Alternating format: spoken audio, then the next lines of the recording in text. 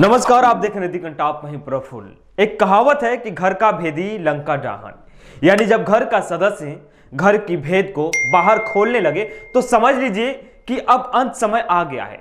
जो आपने एक सपनों का महल बना लिया है उसके ढहने का भी समय बहुत नजदीक है।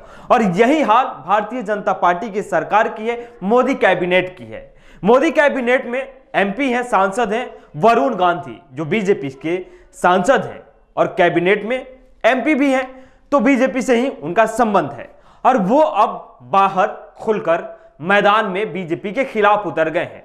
लगातार ट्वीट कर सरकार की कार्यशैली पर, सरकार की कार्रवाई पे, सरकार की नीतियों पे सवाल खड़े करते हैं और मोदी कैबिनेट को या पूरी कैबिनेट को कटघरे में लाकर खड़ा कर देते हैं। उन्होंने हाल ही में कई ट्वीट किए जो सरकार विरोधी है, मोदी विरोधी है, और इससे कयास लगाया जा रहा था कि शायद हो सकता है कि वरुण गांधी बागी तेवर अपनाकर पार्टी छोड़ दें, लेकिन अभी ऐसी कोई बात सामने नहीं आई है। लेकिन हाँ, एक बात यह भी है कि जब आपकी कार्यशैली गलत हो, जब आपके कार्य करने का तरीका गलत हो, तो आपके साथ वाले बागी तेवर अपना लेते हैं, और यही वरुण गांधी के साथ है। उन्होंने आज एक ट्वीट किया और ट्वीट में उन्होंने निजीकरण पे सरकार को घेरा है।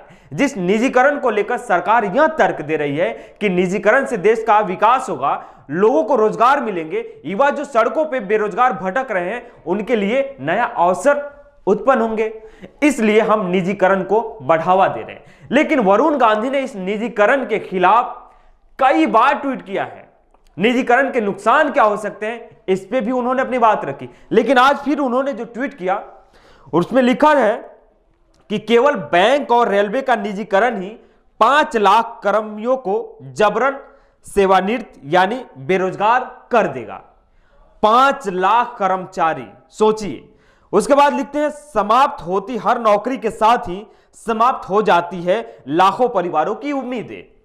सामाजिक स्तर पर आर्थिक असमानता पैदा कर एक लोक कल्याणकारी सरकार पूंजीवाद को बढ़ावा कभी नहीं दे सकती।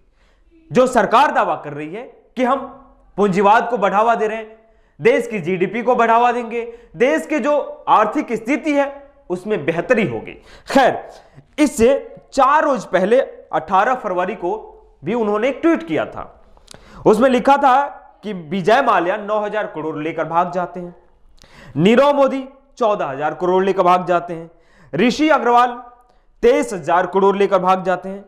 आज जब कर्ज के बोझ तले दबकर देश में रोज लगभग 14 लोग आत्महत्या कर रहे हैं, तब ऐसे धन पशुओं का जीवन वैभव के चरम पर है।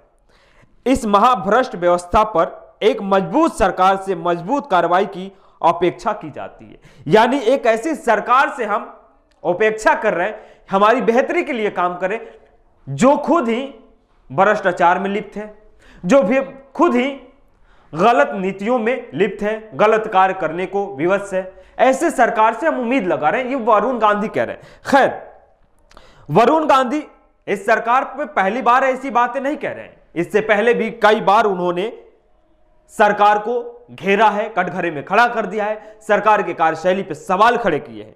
एक बार वो बरेली के बहेड़ी गांव में गए और वहां पहुंचा तो वरुण गांधी से सरकार पे उन्होंने तब भी हमला किया था और लिखा, उस समय भी उन्होंने कहा कि बैंकों का निजीकरण होगा तो जो 10 लाख लोग बेरोजगार होंगे उनको दोबारा रोजगार कौन देगा, उनके बच्चों को कौन खिलाएगा। अगर बीएसएनएल, एमटीएनएल, एयरपोर्ट, एयरलाइंस बिकेगा तो आम आदमी के बेटों को नौकरी कौन देगा। आज आम आदमी नौकरी के लिए जाता है तो उससे उसकी काबिलियत नहीं पूछी जाती, उससे कहा जाता है कि रिश्वत कितनी दोगे, आपकी सिफारिश कौन कर रहा है। इससे हमारा देश दीमक की तरह कमजोर होता है। आने वाले समय में एक आदमी को रोजगार ढूंढने में दिक्कत आएगी। यानी कहे तो जुगाड़ से काम होता है, आपकी काबिलियत नहीं, पैसा देना पड़ता है, सिफारिश की जरूरत होती है। यह देश को कमजोर कर रही है, सिस्टम को कमजोर कर रही है। खैर, अब आते हैं हम, वरुण गांधी ने ये सब बातें तो आपके सामने रखी, बीजेपी के सांसद हैं, और जब सांसद ही, जब घर का सदस्य ही अगर घर का भेद बता रहा है, घर की कमजोरियों को बता रहा है, तो कुछ ना कुछ खामियां तो है परिवार में, घर में, इसीलिए तो वो बागी तेवर अपनाया है। खैर, अब आते हैं हम आपको बेरोजगारी किस कदर बढ़ी है, बेरोजगारी का आलम क्या है, ये हम आपको बताते हैं। सीएमआई की रिपोर्ट के अनुसार centre for monitoring Indian economic के मुताबिक दिसंबर 2021 में भारत में बेरोजगारी दर 7.9% थी। 7.9% थी। ये तो आंकड़े हैं, लेकिन आंकड़े से इतर अगर जाएंगे तो हालत इससे भी बदतर है। गांव में चले जाइए, शहरों में चले जाइए, गली मोहल्ले में घूमिए, आपको हर कदम पे एक बेरोजगार बेरोजगारी का सामना करते हुए मिलेगा। उन्होंने लिखा, उसके बाद अजीम प्रेम जी यूनिवर्सिटी में centre for sustainable employment research centre के मुताबिक बिहार में 40% बेरोजगारी दर है और उत्तर प्रदेश में 22% बेरोजगारी दर है। एक तरफ सुशासन बाबू का की सरकार है, दूसरी तरफ उत्तर प्रदेश नंबर 1 है। ये हकीकत और जमीनी हकीकत में बहुत अंतर है, ये सरकारी आंकड़े हैं। अजीम प्रेम जी की यूनिवर्सिटी, वो लगातार इस पे काम कर रहे हैं लोग। उसमें एक प्रोफेसर हैं अजीत भोसले, उन्होंने बताया कि 2005 में 18 से 23 साल के करीब 15% छात्र हायर एजुकेशन यानी कॉलेज में जा रहे थे, जो 10th 12th करके high education, BA, MA, PhD, BTech, MTech, ये तमाम तरह के डिग्री हासिल करने। वो कितने थे? 15% थे, लेकिन आज बढ़कर 25% हो गए हैं, यानी 15 से 10% बढ़ोतरी होकर 25% के करीब हो गए हैं।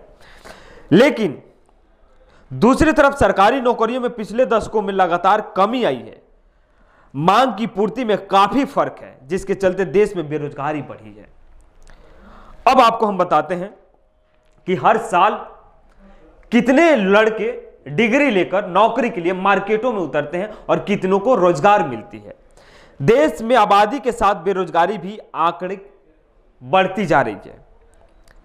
बिहार के पटना के NN Sinha Institute of Social Studies के पूर्व निदेशक डीएम दिवाकर बताते हैं कि हर साल 80 लाख लोग नौकरी को तैयार हो रहे हैं, जबकि हम 1 लाख को भी नौकरी नहीं दे पा रहे हैं।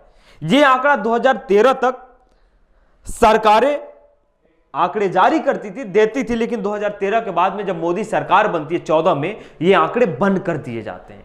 ये आंकड़े जारी करने बंद कर दिए जाते हैं कि कितने लोग मार्केट में जॉब के लिए आते हैं, कितने लोग डिग्री लेकर रोजगार तलाश करने मार्केट में उतरते हैं, बाजार में उतरते हैं, और कितने लोगों को रोजगार मिलती है, कितने लोगों को रोजगार सरकार दे पाती है। ये आंकड़े 2013 तक दिए जाते थे, 2013 के बाद में इसको बंद कर दिए जाते हैं, क्योंकि सरकार 2014 में 2 करोड़ रोजगार देने के वादे से सरकार बनी थी, इसीलिए इसको बंद कर दिया गया ताकि हमारी हकीकत सामने ना आए।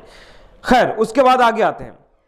अब बताते हैं आपको हम, राष्ट्रीय अपराध रिकॉर्ड ब्यूरो के अनुसार बेरोजगारी की वजह से 2018 में 2741 लोगों ने आत्महत्या की थी। 2014 की तुलना में 2018 में आत्महत्या के मामले करीब 24% बढ़े थे। 2014-2018 सुनहरे और अच्छे दिन का ख्वाब था। उसके बाद 2018 में सबसे ज्यादा मामले कर्नाटक से आए थे। यह रहा मोटे मोटे आंकड़े जो आपके सामने रखा। अब आपको हम ले चलते हैं किस विभाग में कितने पद खाली हैं और कहां कितने रोजगार दिए जा सकते हैं। लेकिन उसके बावजूद भी युवा बेरोजगार सड़कों पे नारे लगाते हैं कि साहब हमें रोजगार दो, हमारी मांगे पूरी करो। फरवरी 2016 की एक रिपोर्ट है जिसमें रेलवे में 2.65 लाख यानी 2,65,000 के करीब पदे खाली हैं रेलवे में। यह अश्विनी उपाध्याय ने बताया, रेलवे मिनिस्टर हैं, मंत्रालय उनके हाथ में, उन्होंने बताया। उसके बाद अब आ जाते हैं उत्तर प्रदेश। उत्तर प्रदेश में 37 विभागों में लगभग 32,800 पद खाली हैं। उसी उत्तर प्रदेश जहां बेरोजगारी का आलम 27%, 22% के करीब है। उसके बाद में सेंटर में राज्य मंत्री जितेंद्र सिंह और भी खुलासे करते हैं और भी बातें बताते हैं कि सरकारी विभागों में या मंत्रालयों में कितने पद खाली हैं। 2018 तक 6,83,823 पद खाली थे। 2018, गौर से सुनिएगा इन आंकड़ों को, 2018 तक 6,83,823 पद खाली थे, जबकि 2014 में 2 करोड़ रोजगार का वादा किया गया था। 2019 तक ये आंकड़े बढ़ते हैं, 9,19,153 हो जाते हैं। 2020 में आंकड़े थोड़े से कम होते हैं, 8,72,243 हो जाते हैं, यानी 6 से 8, 2 लाख की अभी भी गैप है। जबकि सरकारी विभागों में मंजूर पदों की संख्या जो है, यानी जो मंजूर होने चाहिए पदों पे, वो 40 लाख के करीब है। अब 40 लाख में लगभग 8,72,000 पद खाली है, यानी 21% पद खाली है टोटल में। रेलवे में मैंने बता दिया 2,65,000 पद खाली है, जो 15%, 16% के करीब है। होम मिनिस्ट्री में यानी गृह मंत्रालय में लगभग 1,28,847 पद खाली है, यानी 12% पोस्ट खाली है। साइंस एंड टेक्नोलॉजी मिनिस्ट्री है, उसमें लगभग 66% पोस्ट खाली है, यानी 50% से भी एबव जो साइंस से लड़के बैचलर करते हैं, बीएससी करते हैं या एमएससी करते हैं या टेक्निकल डिग्री तमाम लेकर मार्केट में उतरते हैं, लेकिन उनको जॉब नहीं मिलती है। 66% पोस्ट खाली है। पीएमओ, प्रधानमंत्री कार्यालय, जहां से प्रधान सेवक वादे किए थे, उनके विभाग में लगभग 32% पोस्ट खाली है।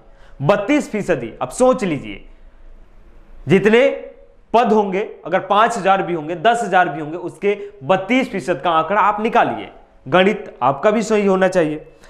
जल संसाधन, नदी विकास और गंगा मंत्रालय में लगभग 4,557 पद खाली है। मां गंगा के नाम पे भी अगर इनमें नौकरी मिल जाती तो कितना अच्छा होता। जैसे मां गंगा ने मुझे बुलाया है, तो उसी मां गंगा के नाम पे अगर 4,557 पद खाली है जो भर दिए जाते, तो कितने लोग के परिवारों में खुशहाली आ जाती।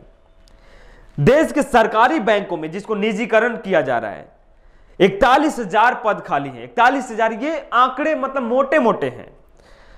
स्कूलों में शिक्षकों के लगभग 10,06,000 पद खाली हैं। बीएसएफ, एसएसबी, आर्मी, इन तमाम जगह चले जाइएगा तो आपको 2 से 3 लाख यहां पे यानी पैरामिलिट्री के पोस्ट खाली हैं। ये तमाम आंकड़े हैं, और एक तरफ सरकार है, दूसरी तरफ बेरोजगारी है।